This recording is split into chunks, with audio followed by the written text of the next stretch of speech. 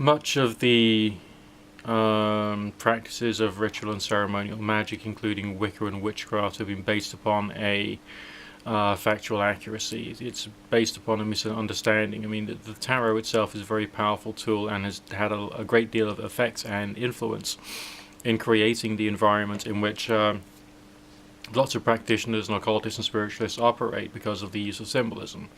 You know, you got your four pip suits, you got the swords, cups, coins, and staves. Okay, and because of that, you know, you then got the tools of ritual magic, and the magician card of the tarot has those tools in front of him. He's got like the disc, he's got a sword, he's got a staff, he's got a cup. Okay, now I know there is a cultural crossover between various different traditions which would use something similar to those particular tools, but considering that one of the original names of the magician card was in fact the juggler, okay, not the magician. Interesting point there. And in medieval thinking about tarot, the staves themselves represented sports. Okay, it kind of like takes the occultic weird magicalness out of the idea that a magician has a magician's wand, doesn't it? Instead, it would seem to imply that the magician, and we can work this out introspectively, is playing around with the four elements of human life. Okay, the coins represent commerce, the cups represent social interaction, the swords, conflict of any type, okay? And then, of course, the staves referring to sport because it was originally hockey sticks.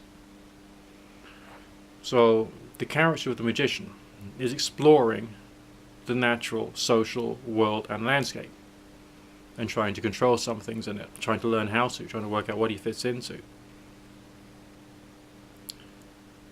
But he's not perceived that way. He's perceived as being a magician, ha, spooky, wonderful, magical powers, ha. And that's like had an influence upon all of the pre-Rosetta Stone spiritualism, occultism, and paganism, which eventually became 19th, 20th, and now 21st century paganism, occultism, spiritualism, witchcraft, and ceremonial magic. See? And I think a lot of it is to do with this misinterpretation of what those symbols in the tarot, the four suits, refer to. Remember that within tarot thinking, there's a division between the religious world and the secular world. Right? The secular world is our lives, and that's why the minor arcana is so important.